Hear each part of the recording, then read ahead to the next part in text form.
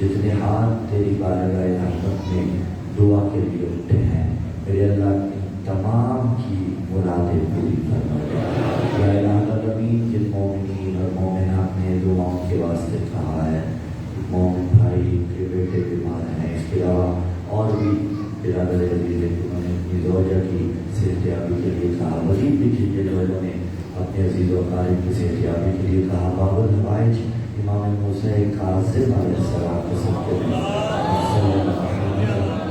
میرے اللہ انہیں شفائے کاملہ عاجلہ نصیب فرما. جو مرحومین جو اس جہان فانی سے رحمت فرما گئے، علی ٹرسٹ کے جو معاونین تھے، جو منتظمین تھے اور آج اس جہان فانی میں موجود نہیں رہے، میرے اللہ ان کی قبول کو منور فرما. حاضرین جو یہاں موجود ہیں، ان کے اعزاء و اقرباء، ہمارے عزیز و اقارب اور بالخصوص وہ مومنین جن کے لیے درود و فاتحہ پڑھنے والا کوئی نہیں، میرے اللہ ان کی قبور کو جنت کے باغات میں سے ایک باغ بنا دے. بحق حضرت زینب سلام اللہ علیہا ان ایام میں پروردگار عالم ہماری عزاداری اپنی بارگاہ میں مقبول و منظور فرما دے. ہماری عزاداری کا ایک لحظہ بھی اگر تیری بارگاہ میں مقبول ہو گیا تو ہمارے لیے ذات نجات کرنا پائے گا. امام زمان کے صدقے میں ہمیں اپنے کردار کو ویسا بنانے کی توفیق عطا فرما کہ امام زمان ہم پہ راضی ہو جائیں. ہماری گفتار، ہمارا قول، ہمارا فعل، ہمارا عمل، ہماری سوچ ویسی ہو کہ جیسی وقت کے آبان کے حقیقی سپاہیوں میں ہوتی ہے.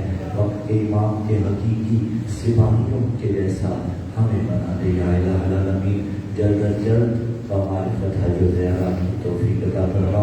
جن کے دلوں میں تڑپ ہے اربعین کربلا میں کرنے کی، جو اربعین شام میں کرنا چاہتے ہیں، میرے اللہ تو اسباب پیدا کرنے والا ہے کہ واسطے اسباب پیدا کر، ہمارے واسطے اسباب پیدا کر کہ جلد از جلد وہ مناظر اپنی آنکھوں سے دیکھیں اور وہاں جا کے قرب الہی حاصل کریں. ساری دعائیں یقیناً لبوں پہ آ نہیں سکتی، مزیدار ماؤں بہنوں بیٹیوں کی بھی جو دعائیں ہیں، آپ مومنین بزرگ موالیان حیدر کرار کی جو دعائیں ہیں، خدا سب کو مستجاب فرمائے گا انشاءاللہ العزیز. تمام دعاؤں کی قبولیت کے لیے خلوص ہدیہ سلامات.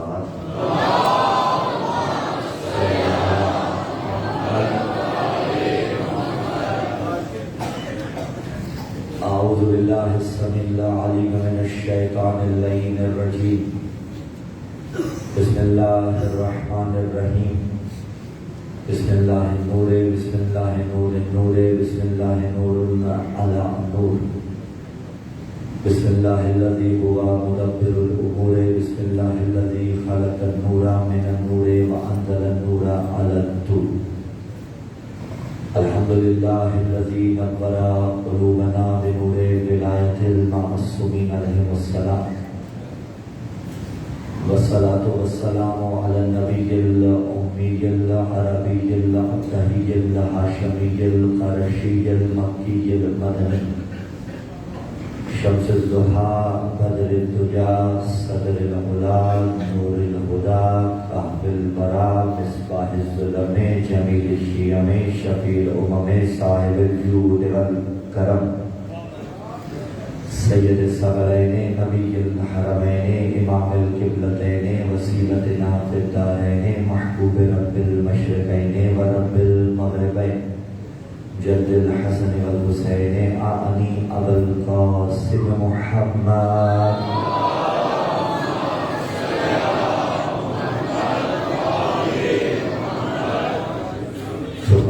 والسلام على السيد المطهر والإمام المظفر والشجاع الغضنفر أبي الشبير والشبر قاسم طوبى وسكر أشجع المدينة أشرف المقين العالم المبين الناصر المعين الولي الدين الوالي الولي السيد الرزي الإمام الوسيع نقطة دائرة المطالب أسد الله الغالب مطلوب كل طالب غالب على كل غالب علي بن أبي طالب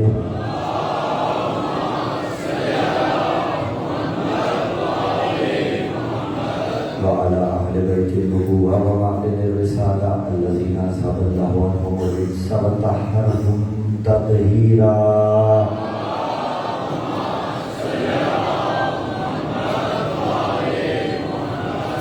ولعنة الله على جميع أعدائهم أما بعد قال الله تعالى في كتاب الله الناطق والقرآن الصادق والنور الصادق بسم الله الرحمن الرحيم ما ينطق عن الهوى إن هو إلا وحي يوحى وقال في مقام آخر بسم الله الرحمن الرحيم قل لا أسألكم عليه أجرا إلا المودة في القربى السلام على الحسين وعلى علي بن الحسين وعلى اولاد الحسين وعلى اصحاب الحسين خضوع ولایت سے مزین اور افر مبتت سے معطر عظمت اہل بیت علیہ السلام کے شایان شان آر نہیں وقار جانتے ہوئے عادت نہیں عبادت سمجھتے ہوئے زحمت نہیں رحمت جانتے ہوئے پرخلوص استقبالی سلامت کی تلاوت فرمائیں.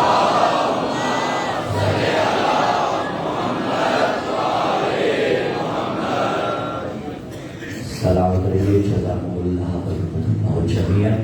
سامعین زیرکار موالیان حیدر کرار محبان آل اطہار پروردگار عالم کا لاکھ احسان ہماری ذات پر کہ اس نے ہمیں اس دروازے پہ آنے کی توفیق عطا کی کہ جس دروازے پہ آ کے انسان کسی اور در پہ جانے کا محتاج ہی نہیں رہتا. جہاں آنے کے بعد اسے علم بھی مل جاتا ہے, جہاں آنے کے بعد اسے کمال بھی مل جاتا ہے, جہاں آنے کے بعد اسے معرفت بھی حاصل ہو جاتی ہے, جہاں آنے کے بعد اسے ہر وہ خیر مل جاتی ہے جو قرب الہی کا ذریعہ قرار پاتی ہے. اور اسی قرب الہی کو حاصل کرنے کے لیے آپ موالیان حیدر کرار یہاں کیا ہے. ہم طفل مکتب آپ کی سماعتوں کی قدم بوسیوں کا مسلسل شرف حاصل کر رہے ہیں اور آج سلسلہ گفتگو اپنے 8ویں مرحلے میں داخل ہو چکا. عنوان سخن یقیناً آپ کے اذہان عالیہ میں اب تک راسخ ہو چکا کہ بعثت مصطفیٰ اور معرفت ذی القربیٰ. سلسلہ گفتگو کل جس نہج میں رکا تھا وہیں سے آگے بڑھاتے ہیں. رسول اللہ صلی اللہ علیہ وآلہ وسلم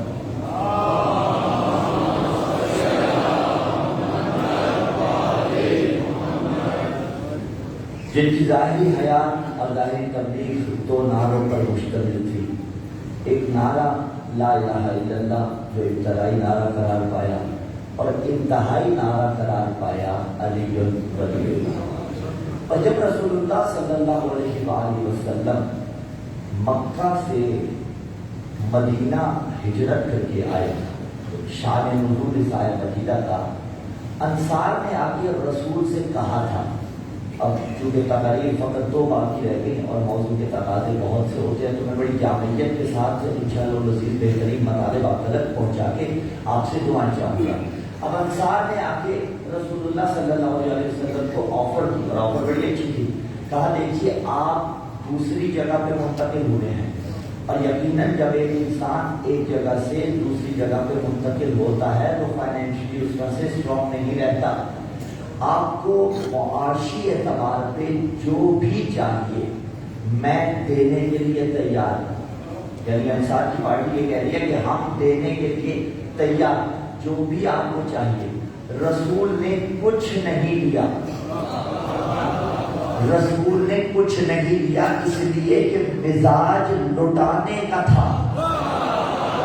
بھائی خدیجہ سے لیتے رہے تو اس کا یہ مطلب نہیں کسی اور سے بھی لے لیتے. خدیجہ سے لیتے رہے تو اس کا مطلب قطعاً یہ نہیں کہ کسی اور سے بھی لے سکتے تھے. یہی تو بتانا ہے کہ اگر رسول اللہ صلی اللہ علیہ وآلہ وسلم خدیجہ سے لے رہے ہیں تو اس میں کوئی مصلحت ہے، ان سے رک رہے ہیں تو اس میں بھی کوئی مصلحت ہے. اگر ان سے لیتے تو زمانہ کہیں خدا نہ خواستہ اعتراض کرتا، لیکن خدیجہ سے لینے پہ زمانہ اعتراض نہیں کر سکتا تھا.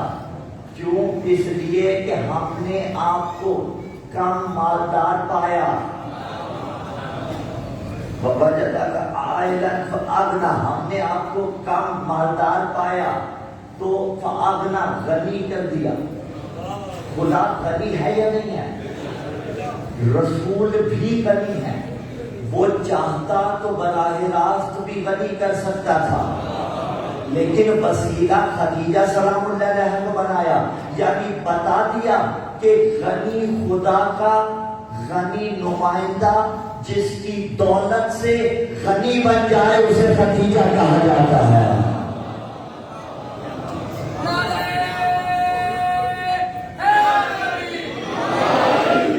دولت سے غنی بن جائے. تو اب رسول نے مال و دولت ان سے نہیں لی، ہاں لیکن ایک چیز مانگی، اس کی طرف آگے چل کے اشارہ کرتا ہوں. اسی لیے دیکھیے لٹانے کی کتنی اہمیت ہے. کما تدین و تدان ہوتا ہے. آل محمد علیہ السلام کی سیرت کو دیکھیے اور الحمدللہ وہی سیرت وہی تجدید آل محمد کے چاہنے والوں میں نظر آتی ہے. رسول ان سے لے نہیں رہے. پتہ چلا جہاں دین پہنچانا ہوتا ہے وہاں لیا نہیں جاتا. اور میں جو کہتا ہوں اگر لیا بھی جاتا ہے تو اپنی کمیونٹی سے لیا جاتا ہے. بھائی دیکھیے اگر کسی کو بلایا جائے یہ اعتراض کیا جاتا ہے نا کہ یہ شیعہ ماتمیوں کو بلاتے ہیں اور انہیں پیسے دے دیتے ہیں. ہاں بھاؤ تاؤ یہ حسین علیہ السلام کے ساتھ غداری ہے، لیکن بالفرض اگر کسی کو آپ بلاتے ہیں، کسی منقبت خان کو بلاتے ہیں، کسی پڑھنے والے کو بلاتے ہیں اور تبرکاً اسے کچھ دیتے ہیں، تبرکاً اسے کچھ دیتے ہیں، زمانہ اس پہ اعتراض کرتا ہے کہ یہ پیسے لے کے ماتم کرتے ہیں، یہ پیسے لے کے ماتم کرتے ہیں. ہم جواب نفسی دینے لگے ہیں. دیکھو ہماری کمیونٹی کا مال ہمارے مابین رہتا ہے، اور اگر تم یہ کہتے ہو نا کہ یہ پیسے لے کے ماتم کرتے ہیں، جا تو اپنی قیمت بتا کہ تو حسین کا ماتم کرنے کا کتنا لے گا. میری قوم مل کے تیری نسلیں نہ خرید لے، حسین کا مدار نہ کہنا.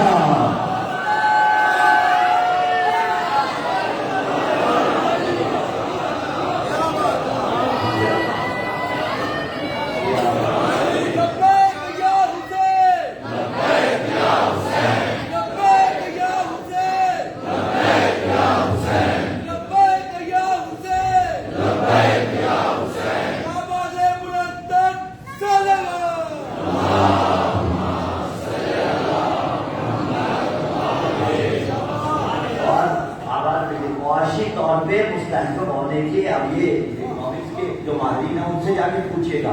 اور بھی بہت سے طریقے ہیں، لیکن ایک طریقہ یہ ہے کہ اپنی کمیونٹی کو مضبوط کرنے کا بہترین طریقہ یہ ہے کہ اپنے مال کو اپنے درمیان روٹیٹ کیا جائے.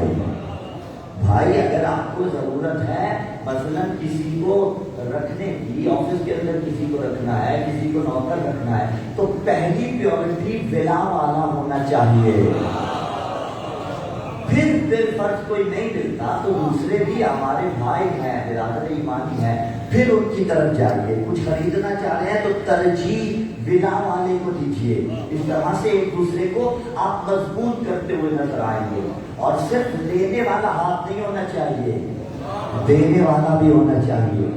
عام طور پہ یہ کہا جاتا ہے کہ مولانا بعض اوقات حالات ٹائٹ ہوتے ہیں، ہم لوگ کر نہیں سکتے. نہیں، دیکھیے یہ جو دینا ہے نا، بات پہنچی ہے نا، یہ جو دینا ہے یہ نسبتاً بدلتا رہتا ہے. فار ایگزامپل میرے پاس 100 روپیہ تھا، ٹھیک ہے، میں نے 100 میں سے 10 روپے دے دیے، پیچھے بچ کے 90. مجھے جو ثواب ملے گا. اس کے بعد کسی اور کے پاس 10 روپے تھے، اس نے 10 میں سے 1 روپیہ دیا، میرا اور اس کا ثواب برابر ہے. کہ میرے پاس تھا 100 اور اس نے میں نے 10 دیا، اس نے 10 میں سے 1 دیا، دونوں کا حصہ برابر ہو گیا یا نہیں ہو گیا؟ 10 کا حصہ دونوں دے رہے، 10% دونوں دے رہے ہیں. تو اب اس طرح سے یہ اس پہ خود آپ ترتیب کر لیجیے گا. اس پہ ہر انسان خود کام کر سکتا ہے کہ کتنا اس کے پاس ہے اور وہ دے رہا ہے اور کہاں کہاں دے رہا ہے. اور الحمدللہ یہ جو ایام ہے، یہ جو حسین پہ لٹایا جاتا ہے، خدا سلامت رکھے. اور ترجیحات کو دیکھتے آئیے گا، واجب پہلے، یعنی واجبی ادائیگی پہلے ہونی چاہیے، پھر مستحبی ادائیگی کی طرف آئیے. اگر واجب کسی کے ذمے ہے، خمس کسی کے ذمے ہے تو وہ خمس ادا کرے. اگر زکات کسی کے ذمے ہے تو وہ زکات کرے. پھر مستحبات کی طرف آئیے. اب وہ مستحبات انسان خود ترتیب کر سکتا ہے، صدقہ ہو، خیرات ہو، کوئی عزیز و اقارب کو دینا ہو، دیگر لوگوں کو دینا ہو، لیکن دینا سیکھیے. اور ایک چیز کہوں گا، اپنے بچوں کو، آپ سب کا لیتے یقیناً دیتے ہو گے، بس آتی جو میں اور بات آگے بڑھ رہا ہوں، اپنے بچوں کو اپنے ہاتھوں سے دلوانا سکھائیں. چھوٹے بچوں کو اپنے ہاتھوں سے دلوانا سکھائیں. کسی فقیر کو صدقہ دے رہے ہو تو بچے کے ہاتھ میں دے کے بیٹے دو، ٹھیک ہے. کسی جگہ کسی ٹرسٹ میں تعاون کر رہے ہو، کسی مسجد کے ساتھ تعاون کر رہے ہو تو کوشش کریں ریسیپٹ اپنے نام کی نہ کٹوائیں.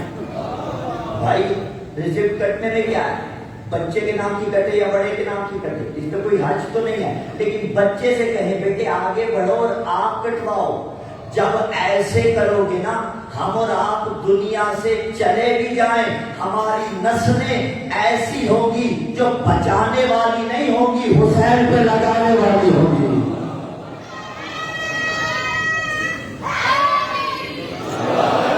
یہ تربیت، یہ تربیتی پہلو جب بڑے لگانے پھر ان کے ساتھ ٹھیک ہے. ہاں یہ تربیت سے پہلو اس لحاظ سے ہو جائے گا، ٹھیک ہے، کیونکہ پھر لمبی ہو جائے گی نا بات، پھر میں اتنا زیادہ کیسے پڑھ پاؤں گا. اسے ایک نعرہ آپ سب کو اجازت ہے جی. یہ تربیتی پہلو ہو جائے گا. بچوں کو سکھائیے دینا تاکہ نسلیں ہماری اس چیز پر آمادہ ہو سکے. انہوں نے کہا یا رسول اللہ لے لیجیے. رسول نے کہا کچھ نہیں چاہیے الا، آیت جبرائیل لے کے آیا، ان سے کہو قل لا اسألکم علیہ اجرا، میں تم سے کوئی اجر نہیں چاہتا، الا، مگر ایک اجر میں چاہتا ہوں. اچھا، اس الا کے ساتھ ہمارا رشتہ بڑا پرانا ہے، اور ایک رشتہ جسے ہم نے کل ریکال کیا تھا کہ نبی کا پہلا نعرہ تھا لا الہ الا اللہ. پہلا الا مل گیا یا نہیں مل گیا؟ یعنی یہ پہلا الا کلمہ توحید میں آیا. دوسرا وما ارسلناک الا رحمۃ للعالمین، دوسرا الا مل گیا یا نہیں مل گیا؟ تیسرا الا قل لا اسألکم علیہ اجرا الا المودۃ فی القربى. پہلا الا توحید میں آیا، کلمہ توحید میں. دوسرا الا رسالت میں آیا. تیسرا الا مودت فی القربہ میں. اور میں نے پہلے کہا کہ دیکھیے حق موضوع کبھی ادا نہیں ہوگا، اس لیے کہ موضوع آل محمد سے مربوط ہوتا ہے، اور آل محمد کے فضائل تبھی مکمل ہوتے ہیں جب یا خود آل محمد پڑھیں یا اللہ پڑھتا ہوا نظر آئے، ورنہ حق موضوع ادا نہیں ہوتا. لیکن تیسرا برس ہے کچھ نہ کچھ یہ وقت تک کوشش کرتا رہتا ہے نا.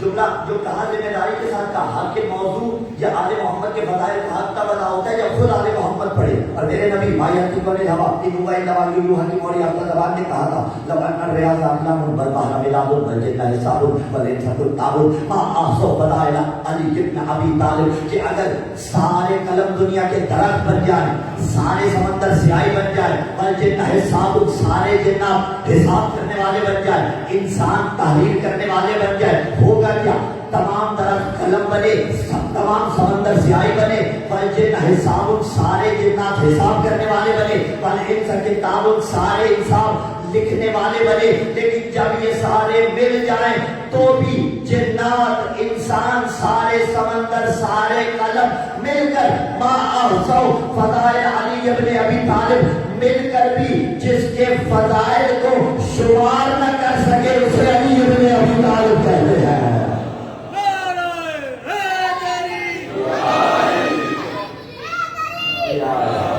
تو آپ کبھی بھی حق کے موضوع ادا نہیں ہو سکتا لیکن مگر یہ کہ خدا خود بیان کرے آل محمد خود بیان کرے لیکن اپنی استعداد کے مطابق کوشش تو کرنی ہوتی ہے. اسی کوشش کا نام ہے. اب اس کو میں زیادہ کھول نہیں رہا ہوں. اسی کوشش کے طور پہ اسائنمنٹ سمجھے تو اسائنمنٹ سمجھ لیجیے گا. اگر ویسے ذہنی لگاؤ اور ذاتی رجحان کی طرف سے سمجھے تو وہ سمجھ لیجیے گا. فقط اور فقط گوگل کر لیجیے مودت فی القربہ گوگل کر لیجیے. گوگل آپ کو اپنوں سے بھی دکھا دے گا انکی سے بھی دکھا دے گا. تو اس پہ اب بحث زیادہ نہیں ہو سکتی کہ کون ہے مودت فی القربہ. انبار ہے روایتوں کے کہ 75 کے سوا کوئی نہیں 14 کے سوا کوئی نہیں 12 معصومین کے سوا کوئی نہیں. تو اب کلمہ توحید میں پہلا علا آیا کلمہ رسالت میں دوسرا علا آیا. یہاں آیا قل لا اسألکم علیہ اجرن الا المودۃ فی القربہ. یہ کیا تھا؟ یہ کون سا کلمہ تھا بابا بھائی؟ یہ بھی ایک کلمہ تھا. رسول نے کہا کہ میرے بعد اگر میں اجر رسالت چاہتا ہوں تو مودت فی القربہ چاہتا ہوں. مودت فی القربہ آل محمد ہے یعنی با الفاظ دیگر لا الہ الا اللہ محمد الرسول اللہ علی ولی اللہ کو اگر تلاش کرنا ہو تو تینوں الا تلاش کر لو. جہاں جہاں مل جائیں وہیں کلمے کی تکمیل ہو جائے گی. اور پہلا الا لا الہ الا اللہ میں ملا دوسرا الا محمد الرسول اللہ میں ملا تیسرا الا قل لا اسألکم علیہ اجرا الا المودۃ فی القربہ میں ملا. تو اب ہم سے نہ پوچھا جائے کہ تم آل محمد کو چھوڑ کے باقیوں کا تذکرہ کیوں نہیں کرتے.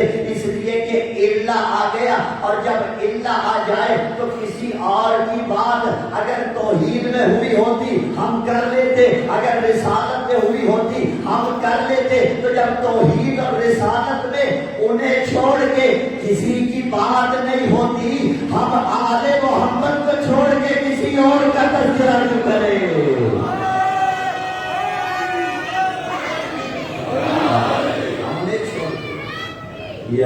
ہم نے چھوڑ کے کسی اور کا تذکرہ کیوں کریں. جہاں الا آئے نا وہاں چھوڑا نہیں جاتا.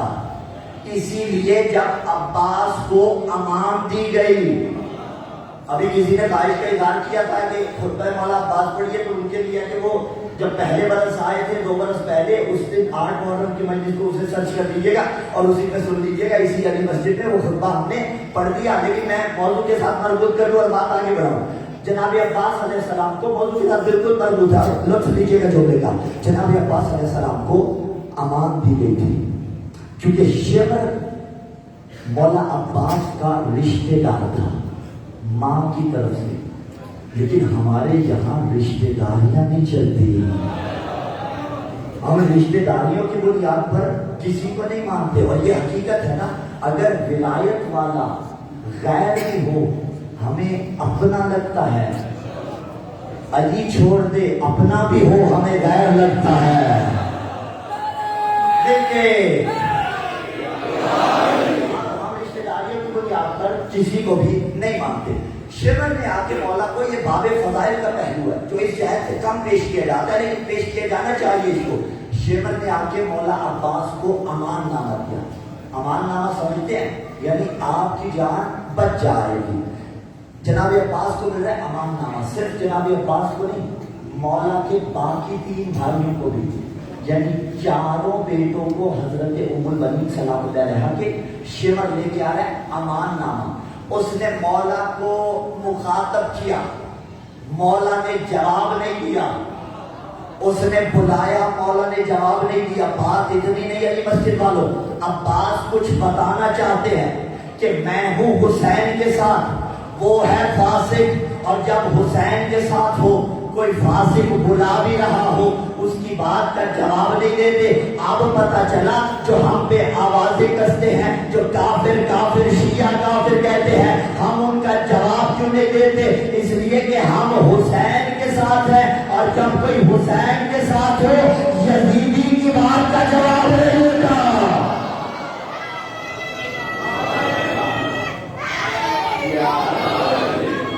اچھا اس میں بھی شیعہ ایک ہی ملے گا، صلوات پڑھے محمد والے محمد کی رات پہ۔ تو ہم تو جواب نہیں دیتے، ہم جواب نہیں دیتے۔ جناب عباس نے جواب نہیں دیا۔ اب ہوا کیا؟ حسین علیہ السلام نے کہا کہ دیکھو عباس جواب دو۔ اب جب حسین نے کہا تو عباس جواب دے رہے ہیں، یعنی مجسم اطاعت جس میں حسین کی بھری ہو اسے عباس کہا جاتا ہے۔ ہاں، اور مجسم اطاعت کی طرف میں آتا ہوں، لیکن پہلے جملے کو مکمل کر لوں۔ یہاں اگر روک لیا آ جائیے، بسم اللہ، خدا آپ کی زحمات کو بھی قبول فرمائے اور زبان و بیان میں مزید تاثیر عطا فرمائے۔ توجہ ہٹا ہے آپ کی، ٹھیک ہے؟ تو اب جناب عباس نے حسین علیہ السلام کے کہنے پر جواب دیا۔ اب مولا عباس نے جواب دیا، لطف آپ نے لینا، جملے ہمارے نہیں مولا عباس کے ہیں۔ اور جو میں کہہ دوں، مولا عباس نے کب جواب دیا؟ جب حسین نے کہا، لیکن جو جواب دیا وہ باکمال کر دیا۔ مولا نے کہا کیا ہے؟ اپنے الفاظ میں پیش کرے دو۔ اس نے کہا امان نامہ کس کے لیے؟ آپ اور آپ کے بھائیوں کے لیے۔ کہا تجھ پہ بھی لعنت، زندہ باد۔ کہا تجھ پہ بھی لعنت، تیرے امان نامے پہ بھی لعنت، یعنی بتا دیا جو حسین چھوڑے وہی تو لعنت اللہ۔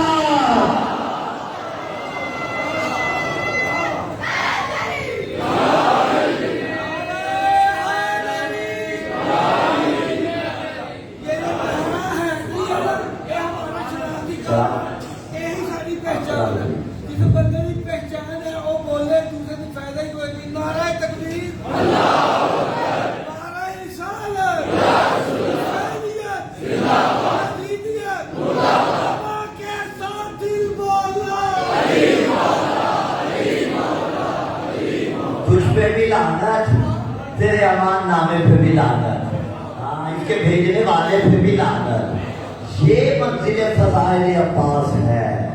ہاں، وہ عباس کے جو مجسم اطاعت تھا، السلام علیکہ یا من وفا ببیعتہ، یہ جملے مولا کے حرم کے دروازے کے اوپر بھی لکھے ہوئے ہیں۔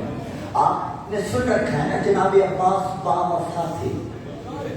وفا کسے کہا جاتا ہے؟ یہ منزل تفکر ہے۔ گلاس لے آئیے، جگ لے آئیے، پانی کے لیے گلاس استعمال ہوگا۔ جگ سے دیکھیے گا لفظوں کی خطابت بھی ہوتی ہے اور اشاروں کی خطابت بھی ہوتی ہے۔ گلاس کو دے دیں پانی میں، گلاس بھر جائے، بھرنے کے بعد بھی جگ کو روکے نہیں، مزید دے دیں۔ اب ہوگا کیا؟ گلاس سے پانی باہر گرنے لگ پڑے گا۔ یہ جو کیفیت ہوتی ہے نا، اسے عربی میں کہتے ہیں وفا، کہ جب ایک ظرف بالکل بھر جائے اور اس میں مزید گنجائش ہی نہ ہو۔ عباس با وفا، اور کس کا وفادار؟ صرف حسین کا نہیں، زیارت کے جملے مولا عباس کی، السلام علیکہ ایھا العبد الصالح، اے عبد صالح آپ پر سلام۔ کس کا عبد صالح؟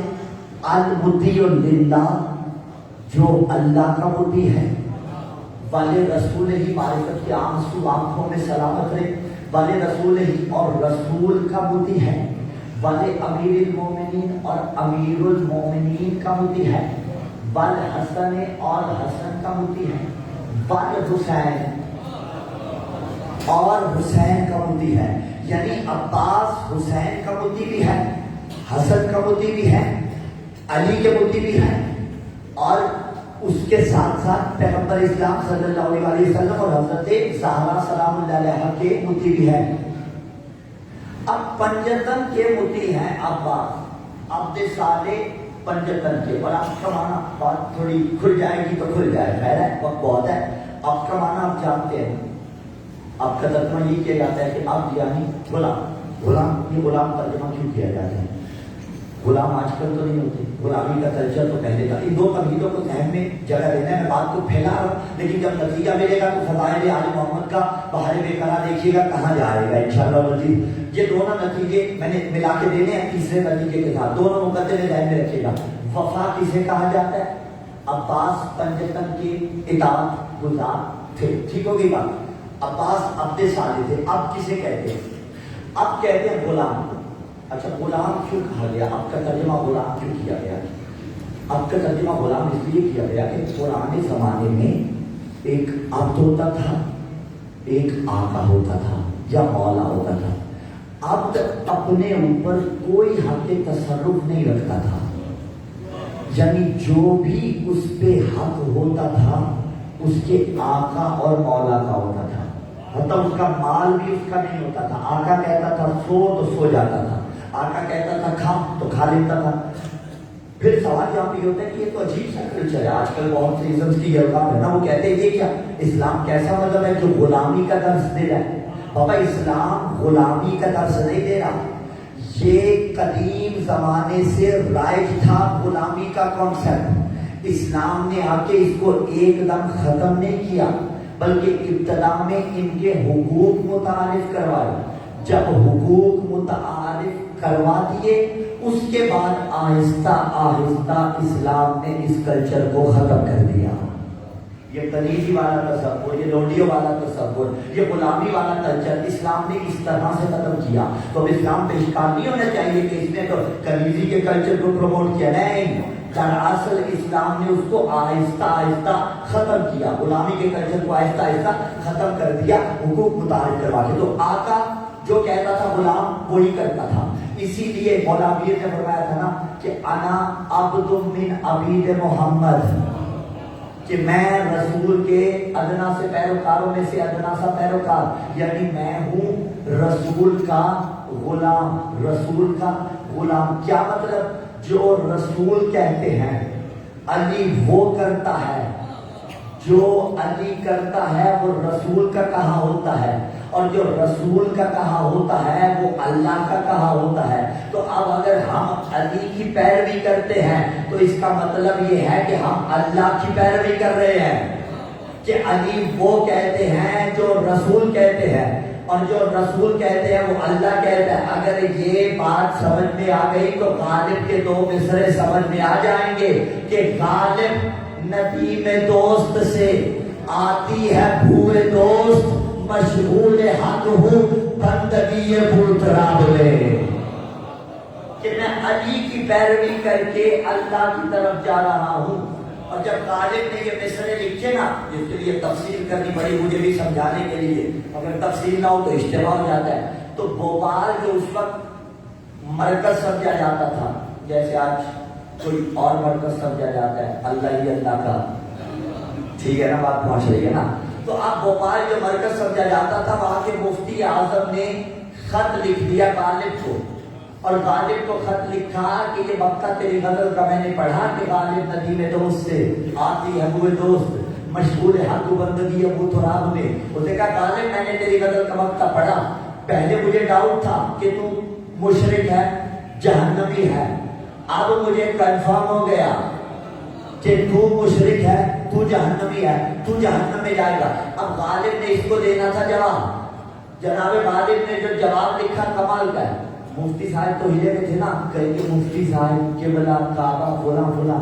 غالب نے جواب دیا اور خط کی پہلی سطر لکھی، کہا اب مفتی سن،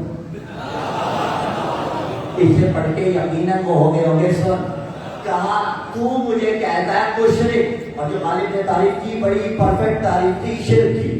کہا مشرک وہ ہوتا ہے جو اللہ کی ذات، صفات اور افعال میں کسی کو شریک ٹھہرائے. خدا کی قسم میری قوم مشرک نہیں ہے. ہم نے کبھی نہیں کہا کہ علی کے ساتھ اللہ شریک ہے. ہم تو ہمیشہ کہتے ہیں آل محمد کے پاس جو کمالات ہیں وہ اللہ کے عطا کرتا ہے. بات پہنچ رہی ہے نا؟ تو آپ غالب نے کہا شرک وہ ہوتا ہے کہ جس میں ذات، صفات یا افعال میں خدا کے ساتھ کسی کو شریک ٹھہرایا جائے. ایسا تو میں نے کیا نہیں. کا رسول کے ساتھ بھی کسی کو شریک نہیں ٹھہرایا، ایسا بھی میں نے نہیں کیا. تو نے مجھے پھر بھی مشرک کہا. تو اب غالب نے جواب نفسی دیا، کیونکہ غالب کو پتا تھا ملا ہے، اور ملا کا مزاج یہی ہوتا ہے کہ ایسے نہیں مانتا، اسے اس کی زبان میں سمجھانا پڑتا ہے. تو غالب نے اسی انداز سے جواب دیا. اس نے کیا کہا تھا؟ تو مشرک ہے. غالب نے 4 مصرے لکھ کے بات تمام کر دی. غالب نے کہا غالب میں نوش ہوں، کر جنت نہ جا سکوں، حسرت یہی ہے بعد مرگ کچھ کام آ سکوں. ایندھن بنا دے مجھ کو جہنم کا اے خدا، ہر دشمن علی کا کلیجہ جلا سکوں.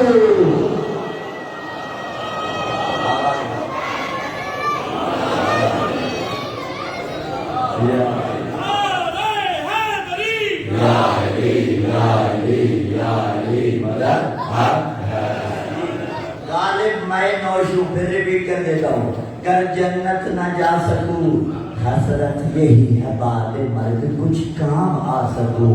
ایندھن بنا دے مجھ کو جہنم کا اے خدا، ہر دشمن علی کا کلیجہ. ہاں تو یہ غالب نے جواب نقضی دیا، یعنی اس کو خاموش کروانے کے لیے. ورنہ تو بلا والے کا ٹھکانہ جنت ہے نا، اور اس کو ساری کی ساری اسٹرگل اس جنت کے حصول کے لیے نہیں کرنی.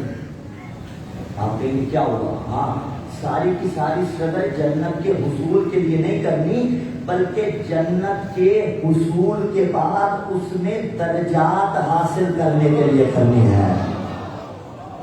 جیسے دنیا میں ہو گیا شاباش جزاکم اللہ. جیسے دنیا میں انسان جو اسٹرگل کرتا ہے اپنے اسٹیٹس کو بہتر کرنے کے لیے کرتا ہے، ورنہ روٹی تو سارے کھاتے ہیں، لیکن بہتر انداز میں اپنے گھر والوں کو آسائشیں فراہم کرنے میں. اور اس کی شریعت نے اجازت دی جب آپ کی شریعت کے ساتھ متصادم نہ ہو. تو وہ کوئی 2 جگہ جاب کر رہا ہے، کوئی اور بزنس کر رہا ہے، دائیں بائیں کہاں، ٹھیک ہے، کس لیے کیا جا رہا ہے؟ امپروومنٹ لانے کے لیے. یہی جنت میں ہے. حصول تو ہو جائے گا، لیکن اگر کسی کے پاس حصول ہی ممکن نہ ہو، اس سے بڑے خسارے میں کوئی نہیں ہے. اسی کے لیے کہا والعصر ان الانسان لفی خسر الا الذین آمنوا، مگر وہ جو ایمان لائے، یعنی وہ جو بنا والے ہیں، لیکن صرف بنا والے نہیں، وعملوا الصالحات، اور اعمال صالح انجام دیتے رہے. تو بات پہنچ رہی ہے نا؟ اب کا معنی سمجھ میں آیا. پھر وہ جو 2 تمہیدیں میں نے ادھار رکھی ہوئی تھی. عباس عبد صالح ہے، یعنی عبد صالح کس کے ہیں؟ پنجتن کے نوکر. عباس ہے پنجتن کے نوکر. میں آپ کس کے نوکر ہیں؟ پنجتن کے ہیں. اور عباس کے بھی ہیں. وہی جو جملہ آپ پنجابی میں لکھے پھر رہے گھروں کی دیواروں پہ، گاڑیوں کے پیچھے، بائکس کے اوپر کہ میں نوکر غازی، جملہ بالکل درست ہے. میں نوکر عباس کا، میں عباس کا نوکر ہوں. عباس کن کا نوکر ہے؟ عباس ہے پنجتن کا نوکر. تو اب مجھے کسی سے الجھنا نہیں ہے. جس کو جس کا نوکر بننا ہے بڑے شوق سے بن جائے، لیکن اتنا یاد رکھنا آل محمد کے مقابلے میں نہیں بننا. بھائی میں نوکر صحابہ کا، جملہ بالکل درست ہے، لیکن بتاؤں صحابی کون ہے اور آل محمد کون ہے؟ اگر کہا نا میں نوکر صحابہ کا، تو یہ تو تلاش کرو صحابی کن کی نوکری کرتے تھے، اور صحابی جن کی نوکری کرے انہیں پنجتن کہا جاتا ہے.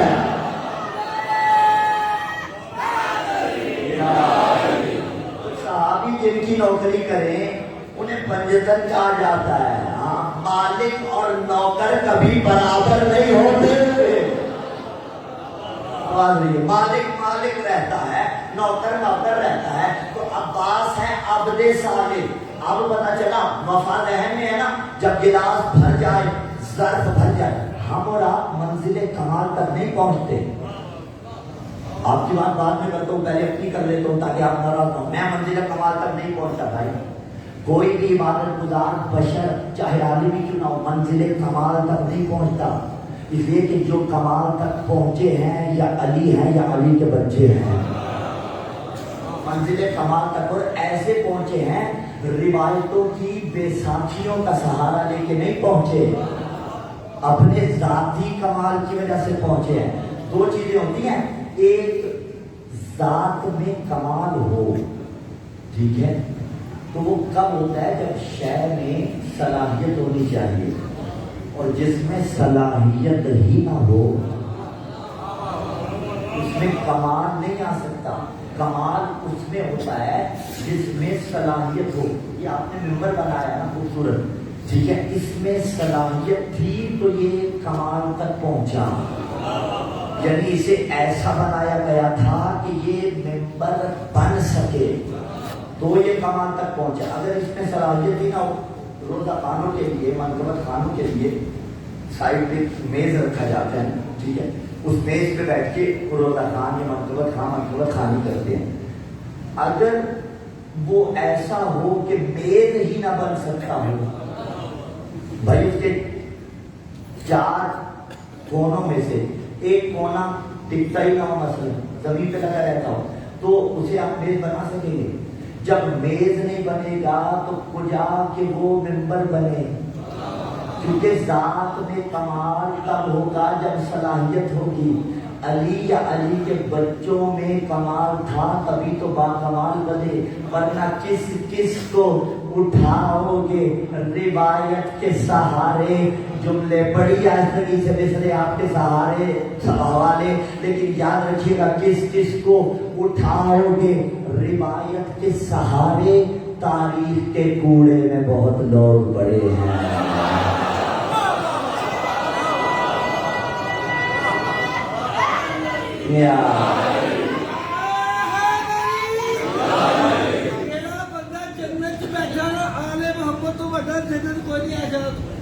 بندہ جنت میں بیٹھا تو نہیں آ چکے. نعرہ حیدری،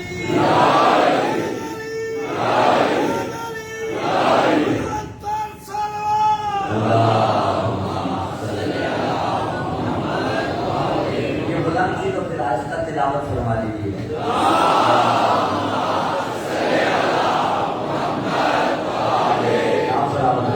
ہاں، تو اب کمال یا علی میں ہے یا علی کی اولاد میں ہے. تو عباس با وفا. کیسے با وفا؟ ہم میں کمال نہیں ہے، جتنی بھی عبادت کر لیں پھر بھی ناقص رہے گی. اور کبھی عبادتوں کے سہارے یہ نہ سمجھا جائے کہ جنت مل جائے گی. ملے گی ضرور، لیکن اللہ کے لطف کی وجہ سے ملے گی. عبادتیں جتنی بھی ہو جائیں، روزے جتنے بھی رکھے جائیں، جتنا بھی مال راہ خدا میں دے دیا جائے، جتنی بھی عزاداری کر لی جائے، کمال تک نہیں پہنچ سکتی. ہاں، لیکن ناقص کو بھی روکنا نہیں ہے. کیوں؟ ولایت کا مطلب یہ ہے جب ہماری ناقص عبادتوں کے ساتھ آل محمد کی عبادتیں ملیں گی، اللہ تب جنت عطا کر دے گا. ان کے صدقے میں ہمارا بیڑا پار ہوگا. تو ہم کمال تک نہیں پہنچتے. کمال تک پہنچے علی کے بچے عباس با وفا. جملہ اب ضائع نہ ہونے پائے، بڑی دیر کی تمہید اس ایک جملے کے لیے باندھی. کیسے با وفا؟ وفا کہتے ہیں جس ظرف میں اگر کوئی شے آ جائے مزید کی گنجائش ہی نہ ہو. عباس عبد صالح، عباس با وفا، یعنی جس کے اندر اطاعت حسین اتنی کوٹ کوٹ کر بھری ہو کہ مزید اطاعت کی گنجائش ہی نہ ہو. اس با وفا جو عباس کہتے ہیں.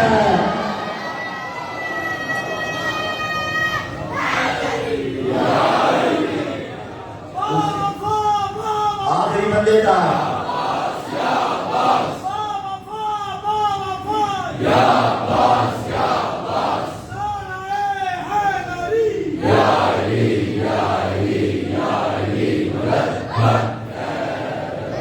زمانے کا اطاعت حسین کود کود کے بھری ہوئی ہے. اور میں جملہ کہتے چلا جاؤں، بعض اوقات جناب عباس کا جو تعارف ہمارے یہاں سے پیش کیا گیا وہ اجتماع پر مشتمل ہے. کیسے مطلب؟ خدا نہ خواستہ آج علی مسجد کے اس اجتماع میں کوئی سید، کوئی غیر سید، علی ولی اللہ پڑھنے والا، خدا نہ خواستہ نقل کفر نہ باشد، اگر یہ تصور بھی کرے کہ مثلا حسین علیہ السلام کا فلاں فیصلہ درست نہیں تھا، کہے نہیں، تصور بھی کرے، تو آپ کا استغفار دلالت کر رہا ہے کہ وہ گیا حسینی ہونے کے دائرے سے. جائے گا یا نہیں جائے گا؟ کیوں؟ وقت کا امام حسین ابن علی، علی کا بیٹا. کیسے ممکن ہے عباس کو حسین کے فیصلوں پہ اشکال ہو؟ جو حسین کی جی میں جی ملائے اسے عباس کہتے ہیں. اطاعت حسین جس کے اندر راسخ ہو، کیونکہ وقت کا علی تھا عباس اور زمانے کا محمد تھا حسین. کبھی علی نے رسول کے فیصلوں پہ اشکال نہیں کیا تھا. تو اس چیز کو سمجھنے کی ضرورت ہے. منزل فضائل میں بھی وقت کا علی اتنی خوبصورتی سے اگر آپ نے جملہ سماعت فرمایا تو بخل نہیں ہونا چاہیے. میر علی اس کے جملے دے دوں یہیں پہ. کہا عباس علی یوسف کنعان علی ہے. بھائی یعقوب کا ایک یوسف تھا، فرمایا یہاں یعقوب علی ہے اور اس کا یوسف عباس ہے. عباس علی یوسف پہ خدا کروٹ کروٹ درجات مزید بلند کرے. میر علی صلی اللہ علیہ وسلم کے کہا عباس علی. اچھا بچوں کے لیے ایک آخر میں مصرع آئے گا، اس کا معنی یہ، اس مصرے کے اندر ایک لفظ آئے گا، وغا کہتے ہیں میدان جنگ کو، یعنی میدان جنگ کو وغا کہا جاتا ہے. کہا عباس علی یوسف کنعان علی ہے، شمشاد قبا پوش گلستان علی ہے، شبیر کا دل روح حسن جان علی ہے، شوکت سے دلاور کی عیاں شان علی ہے. ہاتھ اس کے نہ کیوں کر رہے میدان وغا کا، فرزند زبردست ہے وہ دست خدا کا.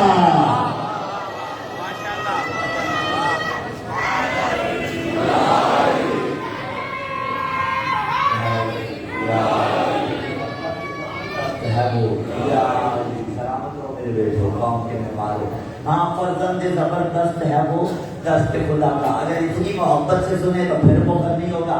پدر کسے کہتے ہیں؟ بچے بھی ساتھ پہنچ جائے. پدر باپ، پسر بیٹا. میدان وغا میدان جنگ، پدر باپ پسر بیٹا، میدان وغا میدان جنگ. اب سماعت فرمائیے اس شان سے. بعض روایات کے اندر ہے نا کہ عباس نے صفین لڑی تھی، چہرے پر نقاب ڈال کے لڑی تھی اور زمانے کو پتہ نہیں چلا علی لڑ رہا ہے یا عباس لڑ رہا ہے. پدر باپ پسر بیٹا اور وغا میدان جنگ. اب سماعت فرمائیے گا اس شان سے لڑتے تھے وہ میدان وغا میں، معلوم نہ پڑتا تھا پدر ہے کہ پسر ہے. علی حق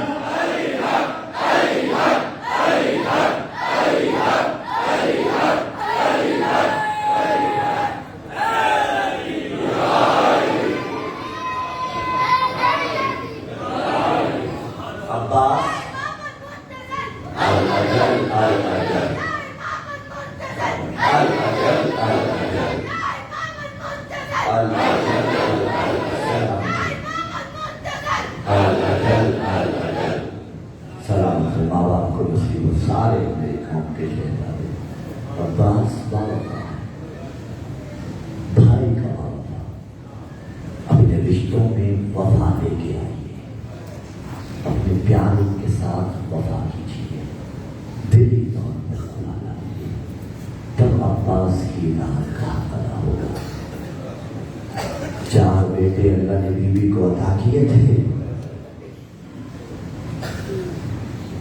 چاروں حسین کی نصرت میں کربلا میں شہید ہو گئے. اسی لیے بیوی ام البنین تھی اور واقع کربلا کے کے بعد بکی میں آتی تھی، رو رو کے کہتی تھی مدینہ والوں مجھے ام البنین نہ کہنا، اس لیے کہ ام البنین تو ہوتی ہے بیٹوں کی ماں، میرا تو رہ کوئی نہیں گیا، سارے مارے گئے۔ عزادارو بکی میں 4 قبور بنا تھی اور ایک بڑی قبر بنا تھی، جو چاروں قبریں بنا تھی وہ اس بڑی قبر کے پاؤں والی طرف بنا تھی، اور پھر ان چاروں قبروں کو مخاطب کر کے کہتی تھی میرے بیٹو عباس میں تمہیں رونے نہیں آئی، میرے بیٹوں میں تمہیں رونے نہیں آئی، میں تو اس مظلوم حسین کو رونے آئی ہوں جس کے لاشے پہ اس کی بہنوں کو بھی رونے نہیں دیا گیا، میں اس مظلوم کو رونے آئی ہوں۔ حضرات 4 معصوموں کے ساتھ مولا عباس پروان چڑھے، مولا امیر علیہ السلام، حسنین علیہ السلام، حسن حسین علیہ السلام، اور چوتھے مولا سید سجاد علیہ السلام۔ جو 4 اماموں کے ساتھ پروان چڑھ رہا ہو کتنا اطاعت گزار ہوگا، جسے مولا امیر نے کہا بیٹے جب روز عاشور ہوگا تیری وجہ سے میری آنکھیں ٹھنڈی ہوں گی، بس ایسا کرنا پانی نہ پینا۔ اور میں یہاں جو کہتا ہوں منظر عقیدت پہ، حضرات پانی کی خوشبو ہوتی ہے یا نہیں ہوتی؟ مولا عباس نے فرات پہ قبضہ کیا تھا یا نہیں کیا تھا؟ دل یہی کہتا ہے کہ جو فرات پہ قبضہ کر کے پانی کا ذائقہ بھی حلق میں محسوس نہ کرے اسے عباس کہتے ہیں۔ اجرکم اللہ، جسے اتنا نفس پہ قابو ہو اسے عباس کہتے ہیں۔ جب میرے مولا آگے کوفہ میں رہنا شروع کیا، دارالخلافہ کوفہ کو قرار دیا، بہنوں کا مان تھا نا عباس، اپنے بچوں کو بھیجا، حسنین کو کہا جاؤ بہنوں کو لے کے آؤ، عباس کو بھی بھیجا، کہا بھیا کے ساتھ جاؤ، حسنین قافلے کے دائیں بائیں رہنا، عباس کبھی گھوڑا دوڑا کے آگے جانا، کبھی گھوڑا دوڑا کے پیچھے آنا، جو سامنے سے آ رہا ہو اسے کہنا رستہ چھوڑو علی کی بیٹیاں آ رہی ہیں، جو پیچھے سے جانا چاہتا ہو اس رستے پہ اسے کہنا اس رستے پہ نہ جا، بطول شادیاں گزر کے گئی ہیں۔ میں کہوں گا مولا آج اتنا برداشت رہے، کوئی اس رستے پہ چلے جہاں علی زادیوں نے چلنا تھا، اللہ جانے کیسے برداشت کیا ہوگا۔ کبھی اس بازار اجرکم اللہ، کبھی اس بازار، کبھی شرابی کا دربار، آ گئی 10 محرم۔ بچوں کی عادت ہے زدارو، بچوں سے مائیں کہہ دینا گھر میں فلاں شے نہیں ہے، وہ تھوڑی تھوڑی دیر بعد پھر پوچھیں گے اماں کوشش کرو شاید مل جائے، اماں کہیں تلاش کرو شاید مل جائے۔ عزادارو 3 دن سے پانی بند تھا، لیکن ایک ایسا خیمہ جہاں مشکیزیں رکھے ہوئے تھے، عباس علیہ السلام اس خیمے میں داخل ہوئے، منظر کیا دیکھا، دیکھیے گا میری طرف، بلا تشبیہ باز بچے مشکیزہ اٹھائے شکم پہ لگا رہے تھے، بعض بچے مشکیزہ اٹھائے لبوں کے پاس لے جا رہے تھے، شاید پانی کی بوند مل جائے۔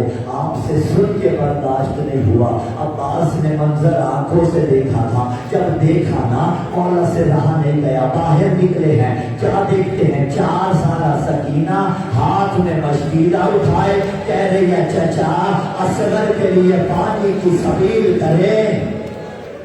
اجرکم اللہ، اجرکم اللہ۔ عزادارو جناب عباس تیار ہوئے ہیں، آئے ہیں نہر القبا پہ، قبضہ مولا عباس نے کر لیا، واپس جا رہے ہیں مشکیزے کو بھر کے، اور عزادارو ایک جملہ کہوں، دایاں شانہ قلم ہوا، بایاں شانہ قلم ہوا، سر پہ گرد لگا، مشکیزے میں تیر لگا، لیکن میں مصائب اس انداز میں پڑھتا ہوں، یہ صرف دائیں شانہ قلم نہیں ہوا تھا، بلکہ دائیں شانے کے قلم ہونے کے ساتھ دل دکھے تو معاف کیجیے گا، دائیں شانے کے اللہ آپ کو مقام کف عباس دکھائے، دائیں شانے کے قلم ہونے کے بعد زینب کا متنا آدھا اتر گیا. اجرکم اللہ کرتے آئیے گا تیاری. اللہ نواز پر ہاتھ فرمائے. بائیں کاندھے کے قطع ہونے کے بعد زینب کا متنا چھن گیا. یہ جو مشکیزے پہ تیر لگا صرف مشکیزے پہ تیر نہیں، اصغر کے سوکھے گلے پہ لگا، سکینہ کے ارمانوں پہ لگا. یہ جو سر میں گرد لگا صرف سر میں نہیں، حسین کی تدبیریں چکنا چور ہو گئی. اجرکم اللہ، اجرکم اللہ. یہ جو عباس دین سے زمین پہ آ رہے ہیں، یہ جو علم زخمی ہو رہا ہے، یہ علم زخمی نہیں ہو رہا، یہ گویا خیموں پہ آگ لگ رہی ہے، اس لیے کہ بہنوں کا مان جا رہا ہے، حسین کا زور کمر جا رہا ہے. عزاداروں ایک بزرگ عالم کے جملے ہیں، وہ جب بھی ذریعہ عباس پہ جاتے تھے زیارت کے لیے دو طرح سے سلام کرتے تھے. کہتے تھے السلام علیکہ یا شباب الحسین، حسین کی جوانی میرا سلام. دوسرا سلام اس سے زیادہ درد بھرا اور کہتے تھے السلام علیکہ یا حجاب زینب، اور زینب کی چادر میرا سلام. اجرکم اللہ. اللہ شاد و آباد رکھے. 2-3 منازل اور بڑھاؤں گا بس. اگلے سال قسمت یا نصیب کون جیے اور کون چلا جائے. حاضر عباس حسین نے ایک بین کیا تھا، اکبر کے لاشے پہ آ کے وہ بین نہیں کیا، قاسم کی لاش پہ وہ نہیں کیا، اور محمد کے لاشیں اٹھائے وہ بین نہیں کیا. لیکن جب عباس کے سرانے پہنچے کہا الان ان کا سارا ظاہری، حسین کا زور کمر ٹوٹ گیا، اب حسین بوڑھا ہو گیا. اجرکم اللہ، اجرکم اللہ. زدارو ایک مرتبہ حسین مولا نے غازی عباس کا سر اپنے زانوں پہ رکھنا چاہا، مولا نے جھٹکا دیا اور سر کو پیچھے کیا. کہا عباس کیوں ہٹا رہے ہو؟ کہا مولا و آقا ابھی میں گرا ہوں، آپ سر لینے کے لیے آئے ہیں، کچھ دیر بعد جب آپ گریں گے ارے کوئی نہ آئے گا. عجب نہیں پہلو سے صدا آئی عباس سر رکھ، میں ٹوٹی ہوئی پسلیوں والی ارے بکی چھوڑ کے آ گئی. عزادارو جو بھی گھوڑ سوار زی سے زمین پہ آتا تھا بازوؤں کے سہارے آتا تھا. کرو انصاف، جس کے بازو نہ رہے ہو اللہ جانے کیسے زمین پہ آیا ہوگا. آخری جملے عزادارو. اسی لیے جب عباس زمین پہ آئے لاشا سلامت نہ رہا. عزادارو 1212 ہجری علامہ بحر العلوم کا زمانہ جو عباس کے زائر بیٹھے ہیں، یہ جو اوپر والی زری ہے جسے آپ چومتے ہیں، اس زری کو اتصال کیا گیا ہے قبر کے ساتھ. قبر نیچے سرداب میں ہے، عباس کی اصل قبر سرداب میں ہے. اور 1212 میں علامہ بحر العلوم کے زمانے میں جناب عباس کی قبر کی سرداب میں اترنا تھا. قبلہ نے ایک مستری کو ساتھ دیا. جب سرداب میں اترے ایک مرتبہ مستری ایک نگاہ قبر پہ ڈالتا ہے، ایک نگاہ علامہ کے چہرے پہ، پھر قبر کو دیکھتا ہے، پھر علامہ کے چہرے کو. کہا کہ بلا غلط روایت پڑھتے تھے آپ کہ عباس اتنا بلند قامت تھا، جب گھوڑے کی زیر پہ بیٹھا عباس کے گھٹنے گھوڑے کے کانوں تک جاتے تھے. حق بنتا کہ بلا جواب دیتے، جواب نہیں دیا، منہ پھیر کے رونے لگے. اس نے پھر پوچھا کہ بلا جواب دیجیے. کہا روایت غلط نہیں، روایت درست ہے. عباس اتنے بلند قامت تھے، جب گھوڑے پہ بیٹھتے عباس کے گھٹنے گھوڑے کے زانوں تک جاتے تھے، کانوں تک جاتے تھے. لیکن جب عباس زین سے زمین پہ آیا، قاضی ٹکڑوں میں تقسیم ہو گیا